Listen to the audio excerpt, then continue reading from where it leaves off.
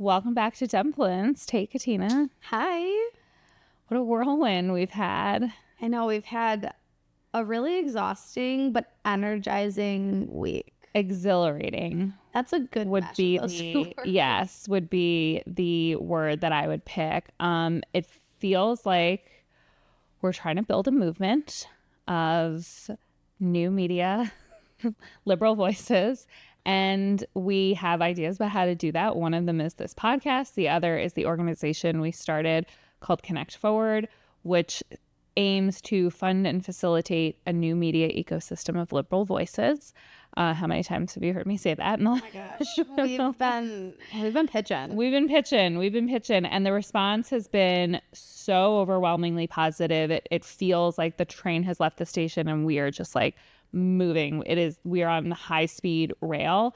And we don't have in the United States because we haven't invested in that infrastructure. Yeah, correct. We are on a Euro rail. Yeah. And we have stopped at a few stations, and each one of those stations has like powered us to move forward.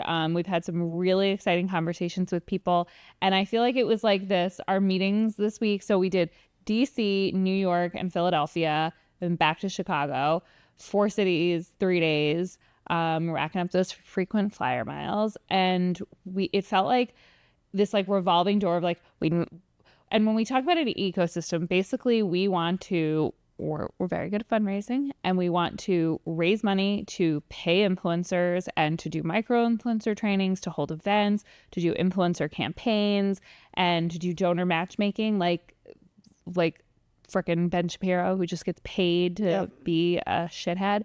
Like, we want to pay people to be not a shithead. So liberal shitheads, actually. Yeah, exactly. And so we had all these meetings that was either like people who could give resources or people who we could give resources to, or people that could like help us build the structure of doing this, because we need a lot of software, a lot of data reporting and things like that in order to formalize all of this, and not just have it be like on vibes and my DMs, which it currently is. Yeah, it was really exciting because obviously Liz and I have been talking about, we think this is like such a good business plan or not an organization to start. Like, we've been like, we're doing it, this is such a good idea. But then pitching it to people, them saying it's a good idea, and basically affirming our dreams. Yes. And also talking to a lot of people who, again, what is an ecosystem? It is a group of independent organisms, if we're talking like the science version of it. In this case, it's organizations and individuals who are all doing their own thing. There are a lot of people, there are influencer agencies, there are nonprofits who are paying influencers. There are like all different versions of this, and all these people are kind of swimming around, and we want them all to do their thing. We just want to create this like interconnected web where people are mostly on the same page and like swimming in the right direction. There are a lot of underwater metaphors there. Yeah, and I think we say that we want to, publicize, legitimize, and monetize creators, and being able to see all of those organisms float around and be successfully independent on their own, like, and then knowing that we can synergize, as a consultant would say, all of the aspects of what they're doing in a really impactful way is really just, it's exciting. Yeah, it is. And so we went to DC, we had some cool meetings. We met with the DNC to talk to them about this. We met with donors and existing organizations that want to invest in the space.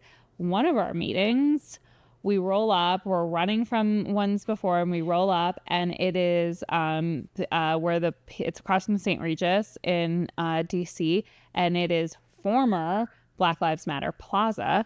Yep. And we like couldn't get there because there was construction. We had to go around the block because there were literally like backhoes and like jackhammers tearing up Black Lives Matter Plaza. It was so jarring. And then we had to go in and pitch a big meeting. And I was like fucked up by that. Well, and that's what Doge is saying about creating more efficiencies, is they're using money to tear up Black Lives Matter Plaza and defunding DC Capitol Police, by the way.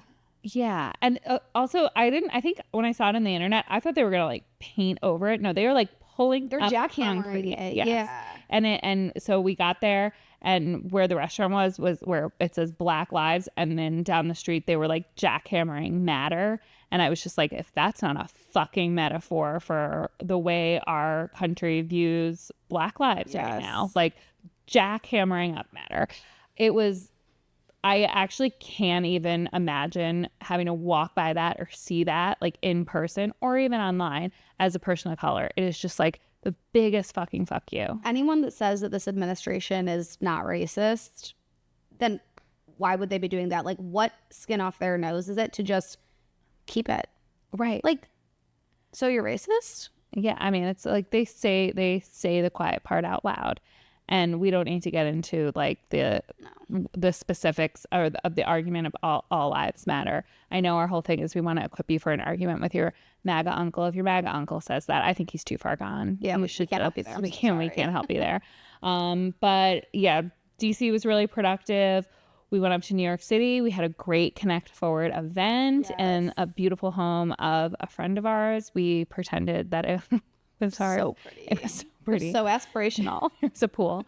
And we just had this incredible synergy of women brainstorming and talking about the things that matter to them and the way that they want to help move us forward as Democrats, as people who discuss politics online. And it was amazing. Like there were some really powerful connections made, and it was just really special. A lot of those women, we hadn't all been in the same room since maybe the Women's Leadership Forum or times that we volunteered together during the campaign. So it was really healing, I thought.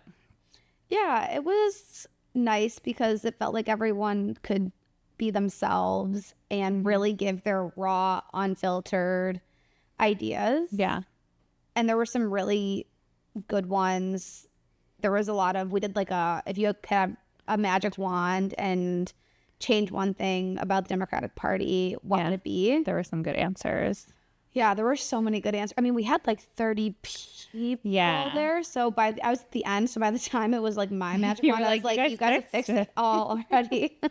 But it was very collaborative. We did like a pitch in the beginning with, we partnered with the Can't Win Victory Fund. We have to have Kate Barr on, like her ASAP. whole team is fabulous. They're so great. Look up the Can't Win Victory Fund. She basically started an organization to shed light on gerrymandering, and they have a lot of work in new media that they're doing. We have like a lot of overlapping interests and resources that we can share with each other. Yeah, and their AI that they're trying to work on for testing messaging. Yes, that was so cool. Yeah. So they were great, and so her and I did like a pitch about our organizations, and then we just had this like amazingly collaborative conversation. And I really think that that's like the future is those spaces. Like gathering in person is important, but like I want to hear from people, and I want that like extemporaneous conversation, like listening sessions. I feel like that's kind of what we should be doing as a movement now.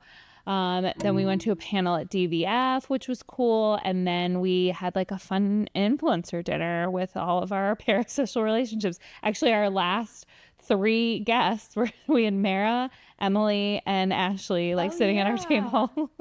I was like, guys, it's our podcast. It was so that restaurant was pretty good. The Standard. Good, yeah. That's where we went. Yes, it was very chic. Yeah. Sometimes politics is fun.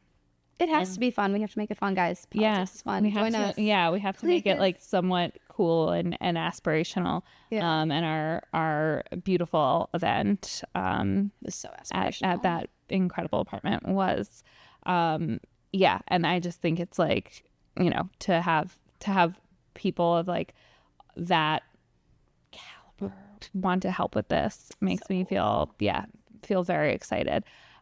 So yeah, that was fun. Then we went to Philly, had some more cool meetings about like how we can actually build this, what that would look like, and the whole like computer and tech side of things. And then you had a little bit of fun in NYC. You had like an extra day. I did. Well, before we move on from Philly, I had my first cheesesteak. Oh yeah, they weren't that good. Did you like it? I really liked it, but I also don't know what a really good Philly cheesesteak is. So we were in the Comcast Center, and there was just like one there. It was good. It was so good. nice too there. They were very nice. You guys Philly is in the best mood. They're so happy. After the Eagles won. The Eagles won, and it's 60 degrees, and the Phillies are starting. Every person we interacted with in our like 3 hours in Philly was in a phenomenal mood. They were joyful. Yeah, a lot of joy coming out of that city.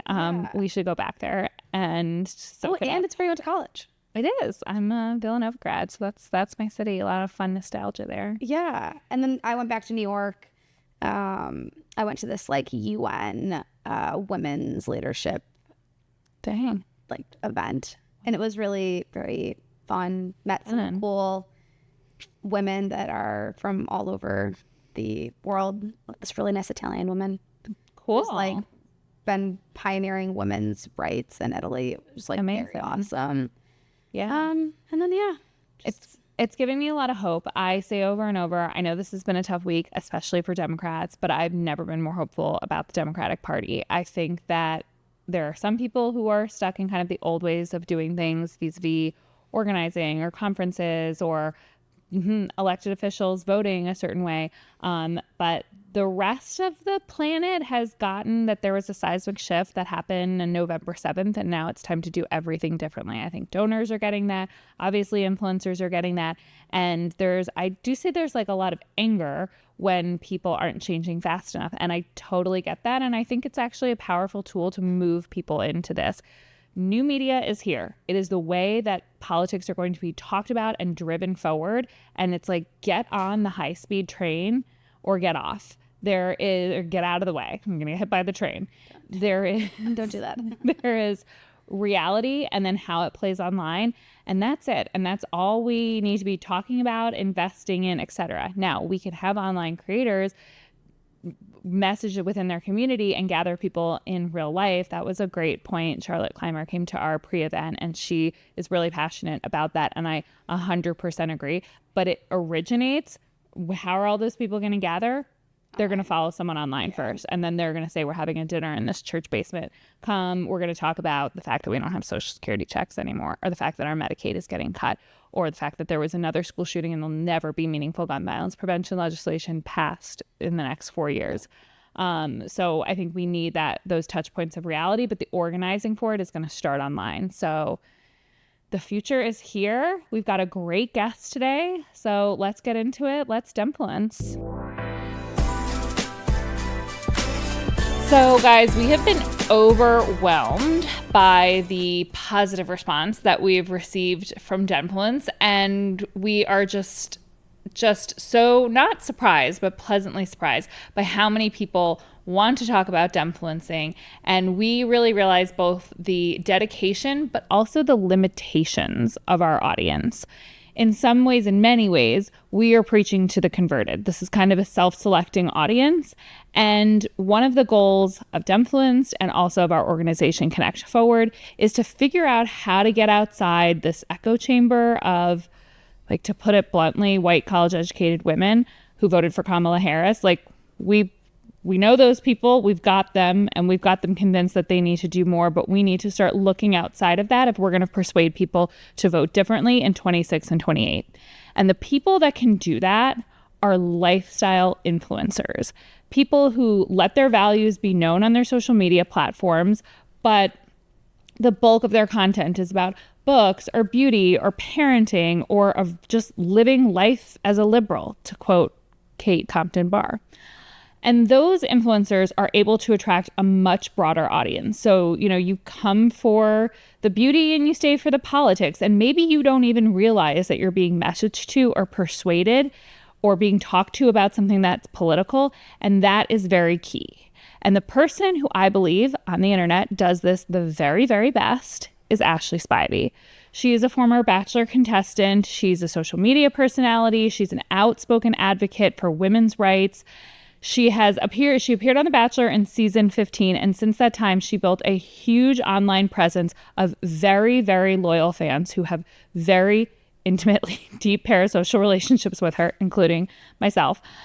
She has used her platform to discuss motherhood, pregnancy loss, social issues, and she is also very well known for her book club, where she shares her reviews and all of the things that come up when she's reading a thought-provoking book, and it makes you really feel like you're reading the book right along with her. And her activism and this dedicated community that she has cultivated is so emblematic of the type of social media authenticity that we need more of. Ashley, thank you so much for coming on this podcast. That's the nicest intro I've ever gotten. I think one of the intros are my favorite thing to write because it just gets to fangirl. I appreciate it so much. I feel like, as I said, I feel like I know you. I'm sure many of your followers and listeners feel like that because you are just so yourself online. And we're so thrilled to have you here. And hopefully people can really learn from your story, your journey, and how you're able to show up so authentically yourself online. So how did this all sort of begin? When, after The Bachelorette, did you start your Instagram? And I know I've been following you since 2019 and it's always been political. But did it start off right off the bat like that? Or how did that kind of evolve? So whenever I got off the show, I would say Twitter was the main platform back then that a lot of contestants use. Because, you know, they make us sign something where like we can't be on those platforms during that time. I think they've since changed that. So like I literally couldn't send out a tweet until the finale of the show aired, which is so crazy thinking about it now. But I started on Twitter. Instagram had really just begun. And back then, you know, you could only post like pictures, like stories didn't exist. So on Twitter, I was very outspoken. And I don't think like it was something I was doing on purpose. I've just always been taught to talk about politics, even though I grew up in a very Southern community. My family taught me that like women should be seen and heard, you know? Yeah. So I just thought that was like a very normal thing. And once I started being outspoken about politics, I realized that was something reality contestants did not do. Like people really did not want me to have strong opinions. They did not want me to voice like who I thought like we should vote for president or something like that. Like I was uneducated. I couldn't possibly have those opinions. And I really saw during that time, like how trolling could affect your mental health. So I got a really great education during that time of like what I was going to be up against if I decided to have strong opinions on social media. But luckily that just like fueled me more because I've always thought, you know, if you have haters, you're doing something right. Yeah. So that just led to me being more outspoken. I really thought if I have a platform, then I'm going to do something with it. I don't want to just sell things. So I wanted to talk about politics. I wanted to talk about books. I took like a different path than most people who got off the show. And yeah, I think that really just like continued more into Instagram whenever stories became a thing. And I call what I do stream of consciousness posting. I just talk about whatever I want to talk about. I don't really plan content unless it's something sponsored. I do have a Finsta where I'll kind of look up what far right influencers are talking about, and then I do too. So I make sure, you know, during that day I have some sort of educational news piece where I'm combating misinformation. But I think there are some people who've been with me since I started my Instagram. Like I've been talking to people in DMs since that time. Yeah. And I do think that's something that's really like an important component of social media that a lot of people don't tap into. Once they start getting, you know, more and more followers, because it can be time consuming and it also can be, you know, bad for your mental health. Like say if you're getting a lot of hate. Right. But I've seen personally where me talking about these issues has converted some people. Yeah. And because we have that personal relationship. Yeah. Wow. Just one DM at a time, you're changing hearts and minds. I think it makes you, so I had watched seasons of The Bachelor, but I did not know you from The Bachelor. I knew you from the way that you showed up online and how your following was and the types of things you posted and how much you helped smaller influencers. When I was passing the Illinois assault weapons ban, you would repost things, and you have such a broad reach that it really helped a lot of people who have similar values. Maybe they wouldn't even call themselves Democrats, but people who had similar values kind of have a home. I think absolutely I feel like I know you and that I have so much in common with you. I similarly grew up in a family that encouraged us to talk politics. I think having that upbringing can make you really like more sure of yourself online. And I feel like that really comes through. Do you think that people who did not have that upbringing or who are a little bit more timid to show up authentically online and really let their views be heard, do you think that can that be taught? Or do you think we just arrive on the planet being like, fuck you, this is what I think? No, 100%. And I think that's something that I've really tried to advocate for more, is getting people into this routine of tapping into their local community. Mm-hmm. I think I have that influencer mindset, right? Where I'm like, I'm just going to post about whatever because I have this large platform. And then people who only have like 100 followers don't see the point. But I'm like, y'all have like the most engagement, right? Because there's 100 people that are for sure going to see your stories. Yeah. And those people know you very well. And so if you're telling people, hey, there's this election that y'all probably don't even know about, here's why I'm voting for this candidate, that's going to make a really big difference. And so I want to empower people to know that even if their audience is smaller, you're probably going to have way more influence than I am, because those people listen to you and know you. And I really want women to tap into that power over the next couple of years, because we all have that within us to make a difference. Yeah. And I've always tried to stress that local politics are so important, especially right now where we feel like our voices aren't being heard, like in national politics or even at the state level. Mm-hmm. Local politics is where you can really make that big difference. And where it affects your life the most. Yeah. Power to the micro influencer. We've, through Connect Forward, started doing these micro influencer trainings. We need an army of people. And even if they're only talking to a couple hundred people in their community, that's how we're going to do this, like one brick at a time. And as I said, kind of in the intro, some of the bigger influencers that people look up to that are, mostly political influencers, as I said, that is a self-selecting audience who follows them. And yes, sometimes their reels and things are served to someone different, but being a micro influencer and targeting people by a geographic region or a hobby or a certain demographic, I think can be really powerful. Yeah. I think people get caught up a lot too on like making graphics or something like that. But I want to stress that I am very bad at that. I don't think my graphics were good until maybe my sister joined my team, because that is very much her forte and not mine at all.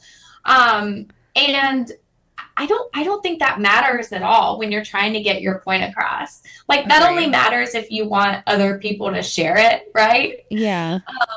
But I even think like some of my videos where I just say something off the cuff and I don't edit it at all, that works better sometimes than something we've worked on for days. 100%. So I don't want people to become too obsessed with like it looking right or being too overly produced.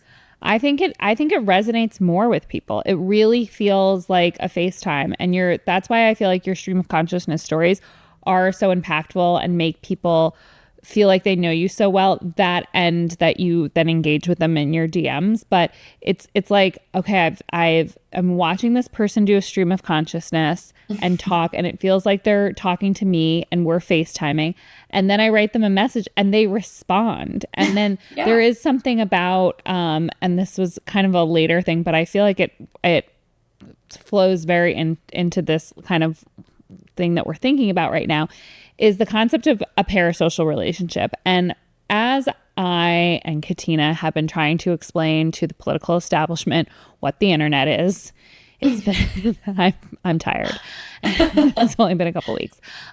So one of the things that we talk about is the relationships that influencers are able to have with their audiences and the level of trust that they build. And that is due to something called a parasocial relationship, which is when we DM or I see you share your life, I do actually feel like I know you and we are friends. So then when I got to sit next to you at dinner last week, I was like, it's just my friend Ashley, when we had never met before. But there's just like a level of trust and intimacy because you do, videos in your home and sharing your life. And it makes it feel like you're talking to your friend. So have you experienced real life examples of people really having like that level of intimacy, that parasocial love?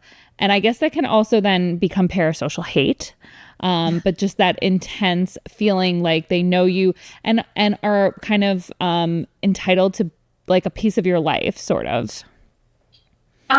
Yes. I mean, I think I experienced that right out the gate, right? Because people watched me on this show and they thought they knew who I was. And I will say that kind of how I was after the show, I was that way because I felt like the show made me look like this kind of like meek, very sweet person. And I wanted to kind of get out there, hey, there's way more to me, you know? Yeah. So I really tried to show everyone that there was this other side to me. And I also like exposed that there was another side of The Bachelor, which I thought was really important at that time. Yeah. But I've made so many friends through social media or even through Instagram by talking in DMs. Like there was this girl once who was in New York and she asked me if I wanted to come to like a workout class with her. And I was like, you know what? Sure. I love that workout class. So we went and did the workout class together. We went to lunch afterwards. Her husband joined us for trivia later that night. And now she's like one of my best friends. See, you can slide into people's DMs and become best friends with them. Yes.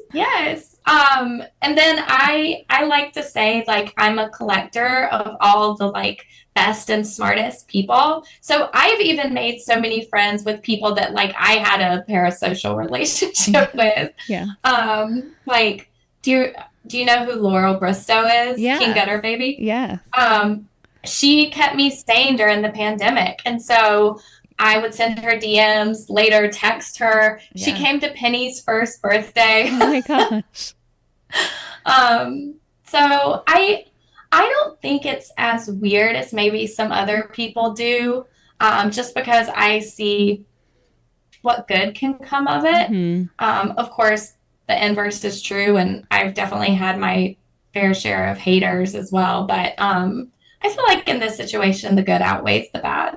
Absolutely. And I think that you really hit the nail on the head, that what I want people to understand is that the internet is very personality based and not institution based. So it's not when somebody reads something in the New York Times or something is reposted on Glamour's Instagram, try these 5 lip glosses, people go, meh. But when a person that they've developed a parasocial relationship with gives them advice, a recommendation, something that works for them, they have that level of trust. And whether it's what book to read or what lip gloss to buy or who to vote for, that comes with a lot of weight. Yes.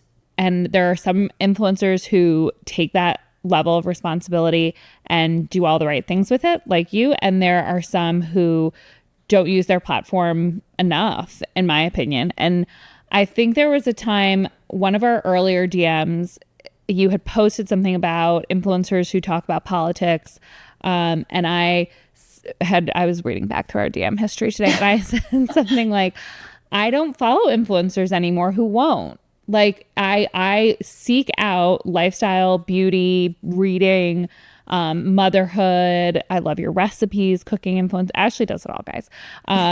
But I specifically seek out people who make it part of their life because it comes off as so much more authentic. And I'm hoping that the trend on the internet is that there's so much more to gain than lose. And where do you think we are in that calculus? I feel optimistic because I feel like for so long, people did not want me to talk about politics, or even like brands wouldn't work with me because I talked about politics. Yeah. And now that's something that people actually love. Yeah. There were so many people who didn't share their opinions for so long because they thought it would hurt them. But then they saw that even though maybe some people unfollowed them, they gained a whole nother audience, by being politically involved. And I also get that some people don't want to do it because it's going to hurt this income that they've built for a really long time. Yes. And that's something that the right has definitely done better for forever. Yes. They saw that these people were having this type of influence. They got in there early. Yeah. And now the Dems are playing catch up, right? Yes. Like I even saw, do you follow Tara Palmieri? Maybe. I'm not sure I do. She was working for Puck News and she left recently. Yes, I know who that is. To start her own thing, which I think is interesting, right? Because now we're seeing a lot of journalists move into becoming more of like news influencers. Yes. Right? Yes. But so she was talking about how the Democrats had hired Suzanne as like a consultant. I'm like, why do I know that name? Oh, because Suzanne was telling me about her. Yes. But, Tara had gotten a large part of that wrong in saying that Suzanne was hired. And she was kind of making it seem like this bad thing. And I'm like, but wait, Republicans have been doing that for forever. Right. You yourself are going more of the influencer route. Yes. So why are we making Democrats look bad for doing this right now? When I read that she said that, or Suzanne showed me this is what she's saying about me, I'm like, I wish I could get them to pay you. I literally spent the last week banging down the door of the DNC being like, pay the influencers, pay them, set up any kind of structure so that we can eventually get to paying them. I'm traveling the world, like talking to donors going, pay influencers, because you're exactly right. The right does it. Ben Shapiro is paid $10 million a year by two West Texas billionaires just to do his hateful podcast and like sprout nonsense. He does like crappy ads that make him nothing. All of his money comes from people who have a vested interest in Republicans continuously holding on to power. And if that means that he has to say hateful, racist, homophobic shit on his podcast, they're like, do what you got to do, bro. Just keep a Republican in office. And it's been working out great for both Ben and those West Texas billionaires who now have a commander-in-chief who wants to completely like decimate clean energy, who wants to put all of our resources and everything, drill, baby drill. Like this is perfect. Like none of this is a secret. All of this is out there. And then what's funny is a lot of people like don't connect the dots, but then you also have two really big Texas influencers who are slipping in those same values. You just don't realize it because they don't talk about politics per se, even though they are. You have Danny Austin and Daryl Landiner, who both, I even think like Danny Austin has worked with a lot of those like mega church. Yeah. Do you notice, Ashley, that so has a Dear Media podcast. Do you notice that like a lot of the Dear Media people are becoming like very Republican coded? Now, none of them say I'm a Republican, but it's that like his and her, what is that one? Oh yeah, like the Skinny Confidential, him and her. The Toast Girls are on there. Like it's starting to feel like a dog whistle for hide the vegetables conservative content. Yeah. No, I followed the Skinny Confidential for years. And then I feel like during COVID, I just saw some things change up. And whenever they made that move, I think her husband made a couple of videos that I was like, ooh, I don't like this path they're going down. Yeah. And then I've seen like if they've added people on to Dear Media, it makes sense. Yeah. And I don't understand how more people don't see it. Every time I see someone using that ice roller, I'm like, one, that thing doesn't work that well. Two, do you not know who y'all are supporting? Yeah. Right? Well, and there are a handful of podcasters on their network that are liberal. A handful. Like Heather McMahon is on their network. She's liberal. I heard she's leaving though. She is? Yeah. Oh, good for her. Cammie, like the freckled foodie, I think her name is. She came out and she was like talking about how she is not like she's like I like gun protection for my kids. Yes. You know what I mean? Yes. Yeah, I think she could do more. But I appreciate the baby steps. And then the other thing we've noticed is like there are certain conservative influencers that left-wing influencers, it's like Voldemort. It's like don't say their name because then they will sick their sycophants on you. And I feel like you have been a target of like anti-vax people. You have been a target of like I think when conservative it's like exactly when that happened to Suzanne, it was like clockwork. It's like I think when the right starts seeing us gain traction, Elizabeth Booker Houston talked about this last week when Black Media Row got more views than the president did. It's like they start to see what we're doing and they're like, let's just send our internet after them because they want to keep this space. It's served them very well. I think that's another thing that people didn't realize at that time is anti-vaxxers were like creating these pods. Mm-hmm. And if someone posted something and they were all in this like DM pod on Instagram, they would post the influencer and then every single person in that pod would go and attack the influencer. Whoa. Yeah. And so that still exists. And that's why Instagram has that protection now where you can say like people can't comment on your posts like if they just started following you. Yeah. Okay. Yeah. Which I would recommend that to any influencer. Like there are so many great limits that you can turn on to protect yourself against that type of interaction. Because yeah, it's great to get views, but when you get that type of hate, it's a lot to deal with. And where did these do they have like Instagram group chats? Are they like on Signal? Yes. Okay. And they like sick people on people. That's so fun. Circling back to the kind of concept of paying influencers to talk about this, and specifically, I think right before you got here, she was saying that we need to resource creators, particularly lifestyle creators, because there is like a cost of being liberal. There's a cost of saying what you think and feel, and you lose followers, you lose brand deals. And so we need to be able to make that up. Like the Democratic establishment, Democratic donors need to be able to make that up. And the person who wrote an op-ed in the New York Times today agrees with me. And I'm going to quote her. And she basically, this article is talking about Newsom's podcast and how he has the right-wing people on there. And she has some various opinions about that. But she talks about how Kirk would not have become such a political powerhouse without wealthy and influential figures cultivating him over many years. He started this in 2012, as we know. And she says, that's the lesson for Democrats. Their donors should be making long-term investments in their own influencers, and Democratic politicians, instead of doing TikToks on their own Instagrams. Yes, please stop. That part was my parentheses. Democratic politicians should be helping them, and then by them they mean the influencers, grow their audiences by appearing on their platforms. Somehow this is something Democrats never quite learn. Well, school is in session, bitches. We are begging you to learn it.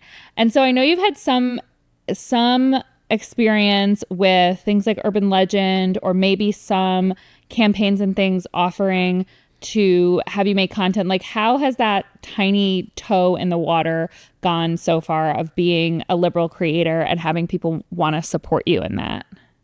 Yeah. I think there's like a huge misconception. A lot of people think that liberals are funded in some way on Instagram, and that just recently became a thing, right? Like, this is not something that's been happening for a long time. Yeah. I feel very lucky because I've worked with the Brennan Center for Justice. Awesome. They had that thought before the Democratic Party, which cracks me up. So I've done a couple of things with them. I've done a couple of things with Urban Legend, like you said, and then Vocal Media. But I wish someone would just like create a network of influencers that put policy out there that we needed to start putting on our stories, and like make it authentic, provide graphics for people to use. I had this talk with Lauren Underwood's people a while back. I think I had a brunch with her in June. We love her. And yeah, she's great. And she's someone who's doing it well. And I was like, if y'all could do something from your office, just send out these talking points, like anyone on the listserv, that would be so helpful because no one else is doing it. Yes. And then there are also being opportunities, have this message and opportunities to continue with certain messages, opportunities to make content that people are paying for. Like with the 2 upcoming special elections in Florida and Wisconsin, just recently have we been able, just in the last week, have we been able to secure donors to say, yeah, go find me influencers in Florida and Wisconsin who we know have audiences in those places, and we'll pay them. Well, what's so interesting is that Democrats donate so much differently than Republicans do for decades. Like, it takes a long time to change behavior of humans. Democrats invest in institutions, which is why you've been able to see like the DNC, the D-Trip, like always get funding because individuals that are Democrats believe in institutions, whereas Republicans and conservatives, they have not trusted institutions for a really long time. And so they would invest in people and organizations. And so I think that sometimes something has to happen to like force the hand of donors, and now the hand has been forced. Like we have no choice but to pivot and invest in individuals and creators. But it takes time to change behavior. It does. Yeah. But I just don't understand why it can't even be as simple as like they want someone to look at like their like page or something like that. It's like, hey, if you can get people to look at this, we'll pay you by click. Like, you know? Right. And it just provides such a great opportunity. It looks authentic. Yeah. Are there kind of, to that end, you said talking points, are there resources? Because I feel like you are very well informed. How do you stay informed, and what kind of support do you wish you had as somebody who, you know, you have, as you said, you have other things going on. You have brand deals and like a content calendar that you have to put out. You have your book club. You have other elements of your online persona that you, unlike a strictly political influencer, can't just be spending all the time absorbing everything. Are there resources that you wish you had? One, how do you do it without them? And what kind of resources would make it easier for you to talk about politics online? I'm a big fan of reading like articles that have been condensed, so I get like the main points that I need to talk about. And then if I'm like, okay, I didn't understand that, let me go to like the New York Times and read the rest of it. I think that if there was something that went into everybody's emails, like at the beginning of the day, that's like, hey, this is going to be important to talk about. Yeah. That could be really helpful. Or, you know, if it went to their Instagram DMs, whatever way it's like easier for them to consume information. I feel lucky that like I get a good chunk, like 3 hours when Penny takes her nap, that I can look at all the people I think are really smart, and whatever they're talking about, I can just share those things. Yeah. With a little bit of what I think. Which I think is very important. I think having like you adding your own piece to it, it makes people feel like it's more personalized. You kind of highlight why people should be paying attention to this. And I think that's a really key takeaway for lifestyle influencers. You absolutely can repost other people's content who have done more in-depth research, but we want to hear why you think it's important. And so then that authenticity and that trust comes through. I also have a 2-year-old who sleeps for 3 hours. And whenever people ask, like, well, where do you get the time? I'm like, sleep training. Did you sleep train? I didn't. She is just like a wonderful sleeper. I used, we call it taking MAGA babies because it's taking care of babies. But we found out with my first during the sleep training process that she was MAGA. And we were like, shit, but it's so good and they sleep so well. It's kind of like there's like a few people in your life that you can either ignore having political conversations or like accept if they're MAGA. Hair, contractor, and taking MAGA babies. Yeah. Those people are very important in my life. My hair, my home, and my children sleeping. And I'm like, whatever you can, I'm not going to convince you. Although I still do try. I have not tried with Kara, but with the other two, I have. So that's very helpful. And to that point of kind of giving people like a condensed idea of what's going on and what your take on it is, we're going to go into our current events for the week. And pretty much the biggest one. So we always try to do our current events through the lens of how it impacted new media and was covered by new media, and also to give you some talking points to arm you for an argument with your MAGA uncle. So the big story this week was the continuing resolution and the 10 Democrats who voted in favor of closing cloiture so that it would move to a vote. Could you define the continuing resolution for us? Yes. Offline. Yeah. So we've talked about the budget, the proposed budget that passed in the House a few weeks ago, and this is not related directly to that original proposal that like guts Medicaid and Medicare, all that terrible stuff. This continuing resolution actually is how we fund the government through September. Now, the Republicans, even though they hold House, the Senate, and the executive branch, they've known that they were going to have the presidency since November. Like, they had 4 months to actually put a budget together, but they're lazy as hell and would rather just censure Al Green instead of actually like get to work and pass what they need to pass. That's neither here nor there. The continuing resolution was to keep the government funded through September, I believe. 30th. It passed the House. That was easy for the no, I think it's 30 days. No, it's not. That's what the Democrats could have pushed for. That's what they had leverage on, but they decided to not. So Mike Johnson was lucky. He only lost one vote in the House, so it was able to easily pass the House. Chuck Schumer had a little bit of a harder time trying to find 10 Democrats in the Senate to pass the continuing resolution. They did pass it, and there were 10 Democrats that voted alongside Republicans to keep the government from shutting down. Now, there's a lot of opinions going around about the continuing resolution. I think a lot of people are pissed off, and rightfully so, about it. Because why are we making Republicans' lives easier? Yes. So Brian Derrick, who I'm sure you follow, had an interesting take, which was that he felt that what's happening right now amongst elected Democrats is really a sort of a generational divide. And a lot of the people, so like Schumer 74, Gillibrand's almost 60, Fetterman's a secret Republican, Cortez Mastro's 60, Durbin's 80. I don't understand Schatz. That was that was the surprise. Yeah, and he like gets us. He's like Mr. like new media. I also thought he was younger than 52.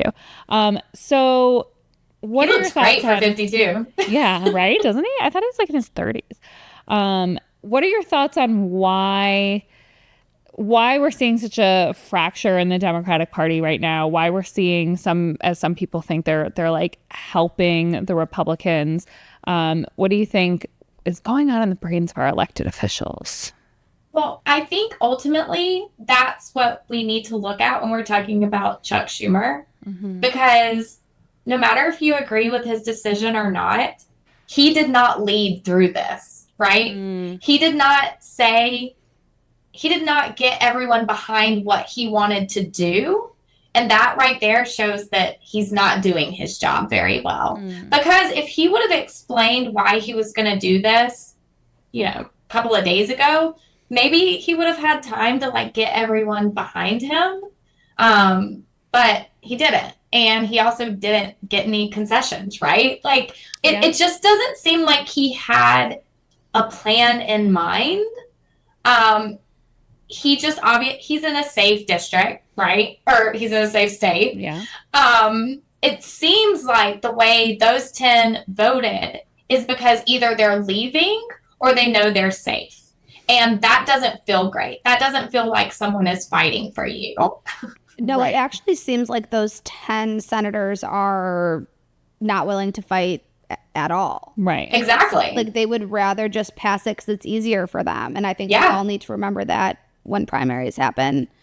Seeing Dick Durbin vote for that from Illinois, we're both obviously in Illinois, was really, really irritating. Oh my God. And that's a frustrating thing because they're like, oh, we couldn't do this to like the federal workers. But I did a poll. And most of the people who were answering my poll were federal workers. And they were like, shut it down. Really? Yes. Okay. It was overwhelmingly shut it down. This is another big thing that I talk about to donors is that influencers have an up to the minute, like a finger on the pulse through their comments and DMs and literally polls. I love polls. I do them all the time. And you can literally see how a vast swath of the American public feels. Yeah.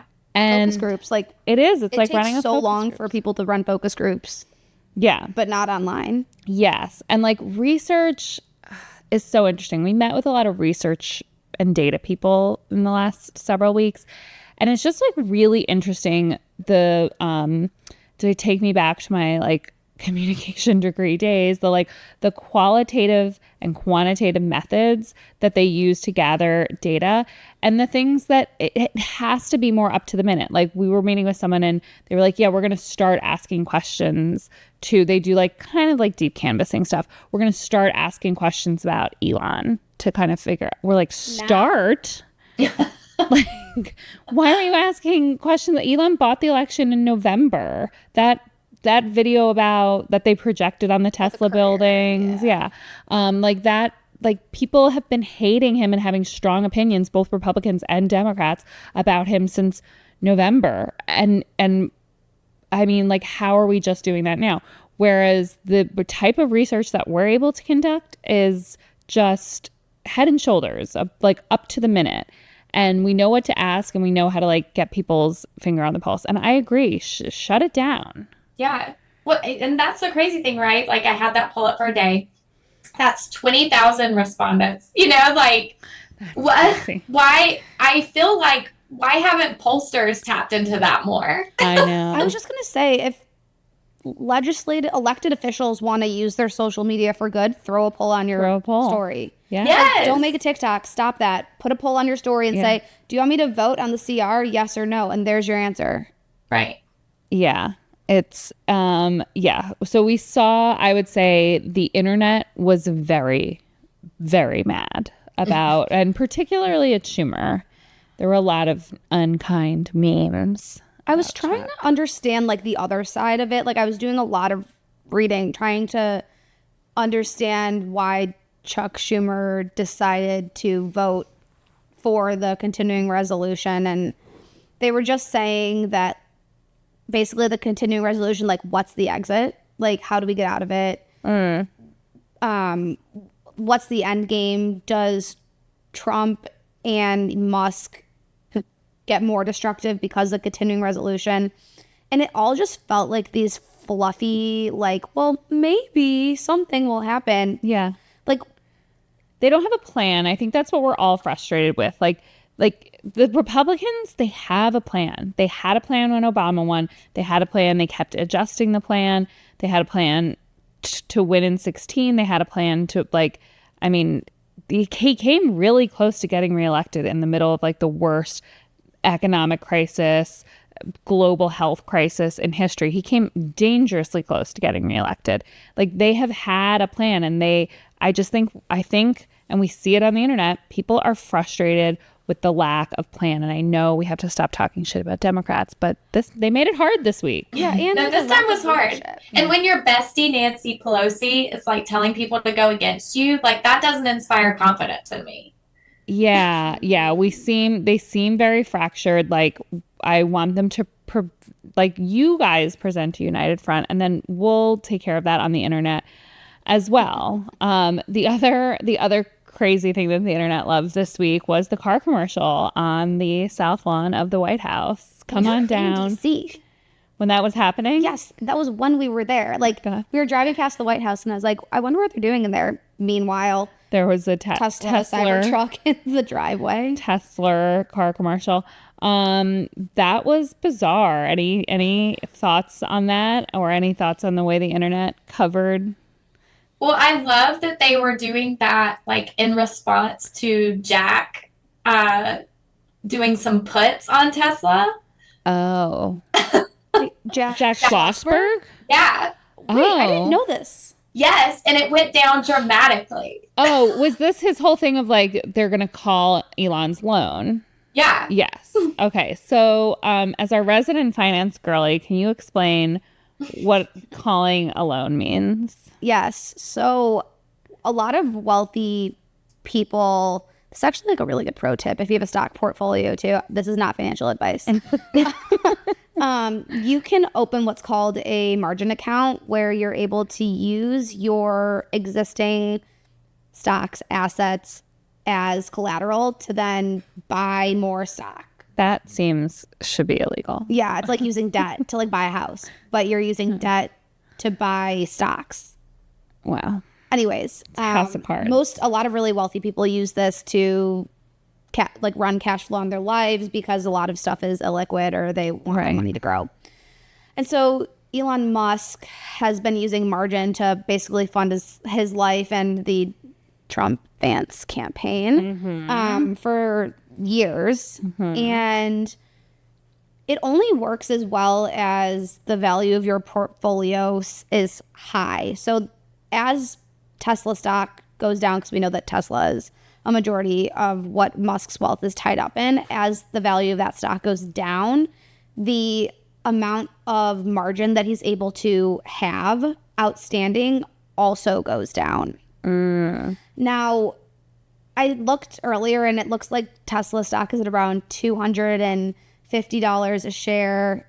It would probably have to get close to $100 a share for him. Challenge extended. But I will say, and obviously I would love to see Elon burn, but we need to just recognize that Tesla is about 3% of the NASDAQ.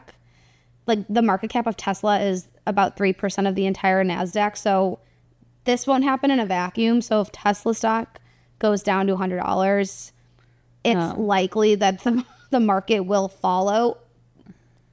But, like, caveat, unless a bunch of people just really fucking hate Musk and tank his stock, and it's independent of the stock market itself. Okay, that sounds... Sorry to nerd out, but... scary, and I think I followed it. I also was like, is it like in the first episode of Succession where they called his loan? I mean, yeah, it is, because he would have to pay it back. He would have... But it's kind of complicated. But I don't want to be, like, the bearer of bad news, but he's, like...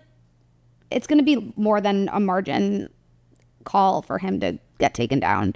It'll hurt him, and it might slow him down a little, but... he has more tricks up his sleeve. Dang. So, not to, like, talk about a different point, but have you heard people talk about how, like, he always has X with him, or, like, Trump has X with him? As a human shield? I did not even think about that. That's Like, so why am I weird. just now learning this? It makes so much sense. And I feel like Trump did also something, or somebody else did something very similar. It's Vance with his kids. Oh yeah. Oh, the skiing thing, Yeah. right? Like, why was he skiing with them? And it's that whole thing was bizarre too.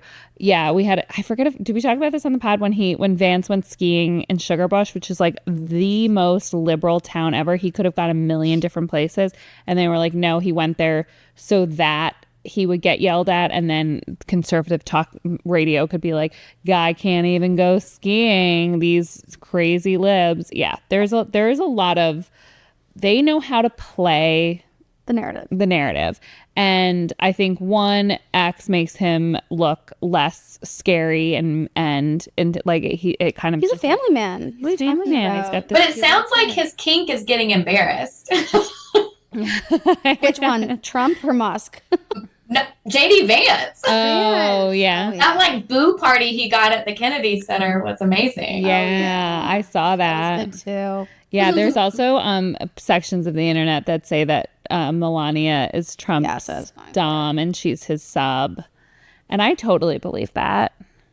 I have to. That makes me laugh. Yeah, there are certain things there are certain great things on the internet that just like break up how scary this is, and the really serious things, like when you're explaining that the market's going to tank and you're just like, oh, okay. Hey, did you guys see that TikTok trend where people are like, what are you going to do when it happens? And it's all drinking an Aperol spritz on a boat in Chicago. Yeah, it's like this and the funeral on every channel. It's like that's. Oh, I love that. Yeah. All of mine are like Mexican restaurant food, and it's like like a huge margarita, and it's like this and Trump's obituary. Yes. Mine are like the yachts on the playpen in Lake Michigan, and it's like this and watching a broadcast of the 24-hour state funeral. I know that's mean. I don't care. No, that's what we got to do more of. Yeah. And I'm sorry, but like I also think that laughing and finding joy in this shit is like a form of protest too right now. You have to. Because we can't be so like down all the time and angry and serious. Like we're going to have to get through this by laughing and like making fun of them and being mean back. Yes, I agree. And are there like favorite ways you have to do that? Let's see. Let me talk about all the ways I can be petty. I do think, and going back to what we were talking about with Tara talking about Suzanne, that's why she's like seen such a rise, right? It's like it feels nice to be mean back to them because we've just put up with it for so long. Like we saw like Michelle Obama say, when they go low, we go high, and it's not that way anymore. Like when they go low, we go like beneath them. Like we're in the basement, like we're in Hades. Like we have to get comfortable with that. Agreed. I think also as women, that's really difficult for us. I think most women have been taught our entire lives to, one, that we were responsible for the way other people feel in a relationship or a conversation. So we shouldn't, I think I get a lot of DMs from people being like, I just don't know how to talk to, my dad or a family member about this. We're really conditioned that like good girls don't make waves and good girls don't talk about politics. And I think we really need to unlearn that behavior as women. And it goes back even to, that old adage in school, like, oh, he's like pulling your pigtails because he likes you. Like, no, he's pulling your pigtails because he's a sociopath looking for attention and he probably doesn't get enough of it at home. So stand up to him and tell him to get the fuck away from you. Like, that's what we should be teaching girls. Yeah, like my own grandma didn't like what I was talking about on Facebook. And so she like left me a comment and it was like, Ashley, this isn't very becoming. And then she blocked me. So I made a t-shirt of her Facebook comment and I'm going to wear it around her. Oh my God. That's amazing. So good. But that's what we need to do more of. Like, I don't know if y'all have family members who are Trump supporters, but like I deal with them all the time. Yeah. And you just have to be ready to like argue back with them if that's what they're doing. Like people are always like, oh, don't bring it up. No, like it's fine to talk back at them if they feel like they can talk to you in that way. Right. And I think also they're in such a cult that is the only way to get them out is by having these in-person, face-to-face conversations, challenging the way they think. I have a lot of MAGA family members that I see them. They still watch my content and like maybe they're just watching to get a picture of my kid every now and then, but there are way easier ways to do that. And I swear it's made them more liberal. And so I think like whatever you can do, whether it's through osmosis or through conversations here and there, finding common ground, I think I heard like a really interesting way, like idea of persuasion, which is to not when you're debating, not deny what the person is saying, but like to add something to it. So if they're saying, well, like the economy is crashing because of immigrants, like, so I can see how the economy is a difficult thing to, I guess, understand would be the wrong word for this person, but kind of acknowledge their feelings about nerves and being scared about their financial future, and then add to it. But did you know that, tax breaks for billionaires and tariffs are only going to put us in a worse position? And just look at the market. Why didn't someone tell Gavin Newsom this? I know. I love ripping on Gavin Newsom for that episode, but last week, I know, our friend Mara told us that we were being too mean. She was like, I mean, I do agree with her that, and then, my friends, the DNC, feel the same way that, like, in the Democratic Party, maybe we need to go to family therapy, but we need to stop airing our dirty laundry. And I really got on board with that for about 4 days. And then the CR passed. The Republicans shit on each other all the time. Yeah. Yeah. Like, it's never going to be perfect. And I think that's just another like Democrat fallacy that we all have to like look the same, not look the same, but sound the same and never disagree with each other. Like disagreement is how you make progress.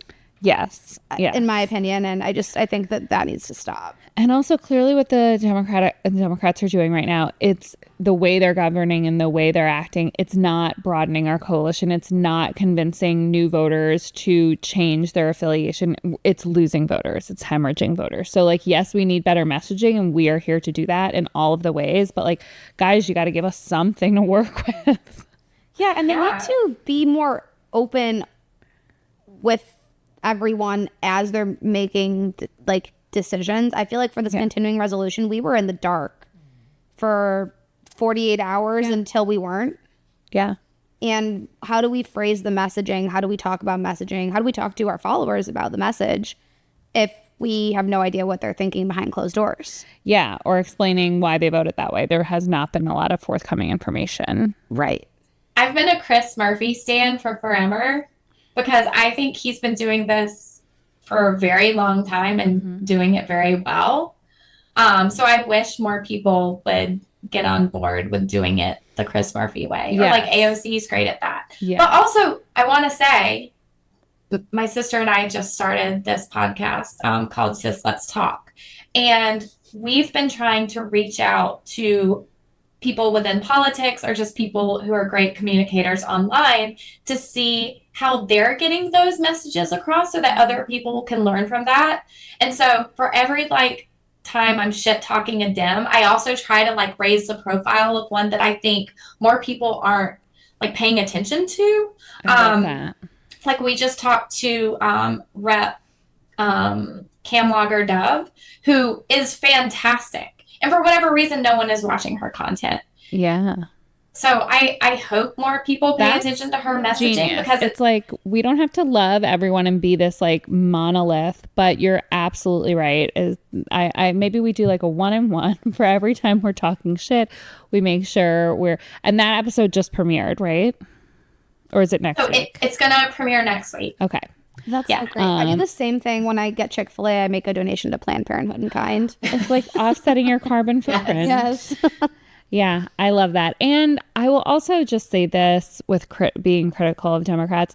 There's something that happens when somebody who you, like a friend or an acquaintance, does something shitty to you and you don't really care about the person and you're like, yeah, that's them being shitty. But when like a good friend or somebody you felt like you have loyalty or you could trust, or like your spouse or a family member hurts you, it hurts in a different way and you get a lot madder about it and you're more likely to talk about it. So I extrapolate that into like the person we don't really care about, the acquaintance or even somebody we don't like, is the Republicans. Like, yeah, we know they're going to be shitty. There's so many times that the DNC is like, let's keep the focus on what the Republicans are doing wrong. And it's like, yeah, but I'm never going to convince them to be different. They don't listen to anybody, let alone a Democrat. They listen to the Heritage Foundation and rapists. Like that's their echo chamber of people that give them advice. Like that, so you feel like you have a level of like trust and like, our Democratic leaders, and especially someone like Schumer and Gillibrand, like you feel really let down because you held them to such high regard, at least in my mind. Yeah. And I mean, a lot of us probably have supported them vocally. Yeah. Also to just have them kind of act like they did with a continuing resolution is disappointing. Yeah. But to shout out some other Democrats that are doing good work, AOC and Bernie Sanders going on tour together is chef's kiss. I love that. So we always like to end with something kind of fun. Speaking of our elected officials. So since you rose to fame on The Bachelor, who would be your pick for the congressional bachelor and bachelorette? They don't even have to be single. Like, who do you think would make the best TV in this alternate universe where they would be a bachelor and a bachelorette? Wow. Oh my God. I think John Ossoff for Bachelor. Oh yeah. You guys, I just met with him and he is so cute. Sorry, I'm married and so is he. Yeah. But he is very cute, 100%. And he's my age. He's 38. And he's smart. Like, yes. He married an OBGYN. Yes. Like, and he's like funny and so chill. I had no chill. I was like, you're a senator and you're so cool. Who would be your bachelorette? Oh, wow. This is hard. Yeah, I'm trying to think. Who would... I mean, I don't want to pick her because I feel like this is the obvious answer, but I feel like AOC would be such great entertainment. Yeah. So good. Could you see her just like going, like men would come up and she'd be like, absolutely not. Yeah. Yeah. No, I just think she would be fantastic. But also, can I just say from like an entertainment standpoint, and like now that they have this part of The Bachelor, Bernie Sanders as the Golden Bachelor would be so funny. Yes. Yes, I love that. Nancy Pelosi, the Golden Bachelorette. We have more people to choose for the Golden Bachelor and Bachelorette than we do just for the regular. And that is, again, going back to, it's the most small c conservative thing about the Democratic Party is that we are like stuck in this holding pattern of all these 80-year-olds running our government, and the cracks are starting to show. Maybe there isn't as much as we're like, what's their plan? Maybe there isn't a grand plan. They literally don't know what's going on because they're too old. There's certainly not a plan. Like, there's concepts of a plan, as Trump would say. I don't even know how you like do that at that age. I'd be exhausted. I always think that, and then I think about Elizabeth Warren, and I'm like, she has so much energy. She's doing so great. So it's not universal. That's true. There are, there are exceptions to the rule. Yeah, but for the most part, and then it really also kind of plays into our mission and thesis is that the more people that are in government that understand the internet, like, I didn't have to explain the internet to Ossoff. Like, I had to explain what we want to do with the internet, but there was a base level of understanding. And that there are some people that are, in their 50s, 60s, 70s that might be able to get that. But we always talk about this, like new media natives, new media immigrants, like they're never going to grasp it the same way. They're never going to invest in it the same way or prioritize it the same way.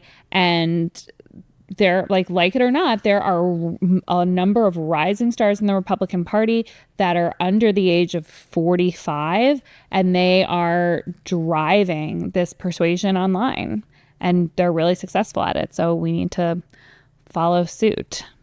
Aren't they having a retreat soon to kind of talk about this? Yeah. For the young Dems? Or no, all the Dems. All the Dems. Oh, they had Carville at the retreat. Yeah, that's what I was going to say is I just don't feel very hopeful about that because I feel like a lot of the people who are going to lead this retreat, it doesn't seem like they're going to get the message. Right. It definitely feels like, I feel like in November, the entire world imploded and up was down and down was up.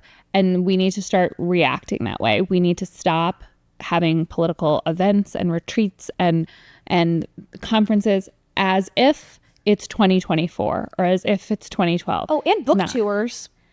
Who was on a book tour? Chuck Schumer. Hakeem Jeffries, too. Yeah, they're on book tour right now. It's like, do you not have anything else to work on? It's fucking business as usual. It's like, and if you go on the internet, it's like, no, the sky is falling. People are pissed. No one can afford their life. People are terrified. People are losing their jobs and the market is tumbling. And like, it's like we're screaming, and the rest of the political establishment is kind of like, oh, this happens. Well, it doesn't affect them like it affects their constituents. And I think that goes back to this big issue of we need to just primary every single Democrat. In my opinion, I think everyone should be primaried all the time. Yeah. Your job shouldn't be so safe. Like, I don't get to just coast at my work. They'd fire me.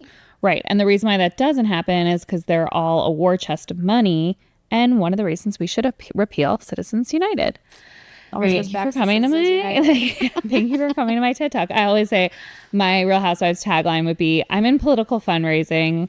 My one dream would be to repeal Citizens United. Until then, it's a game, and I play the game better than anyone. So I'm a fundraiser through and through, but I wish we didn't have to do it. And I wish we could fundraise for paying influencers. I wish we could fundraise for independent expenditure groups, and that we would have a limit of how much money the campaigns could have, because quite frankly, they're bad at spending it.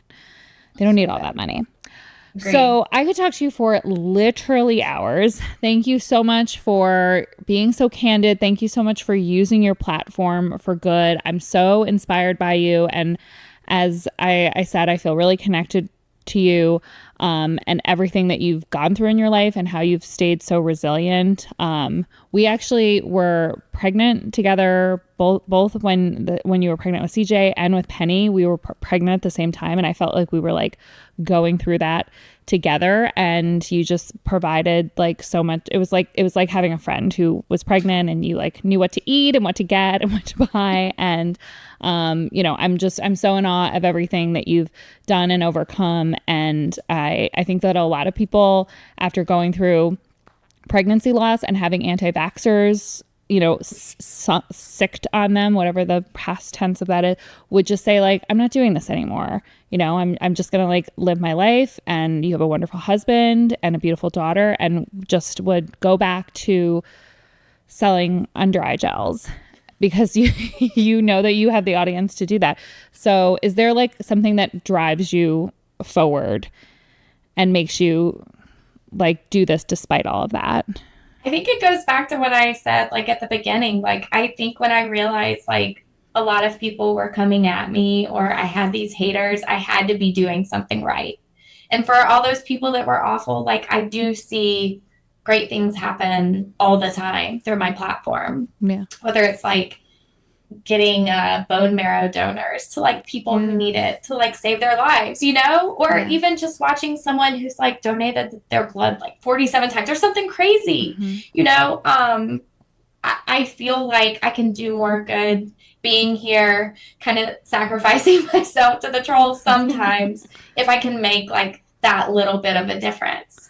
And so I'm so thankful that I get to meet people like y'all, that people like give a shit about what I'm saying.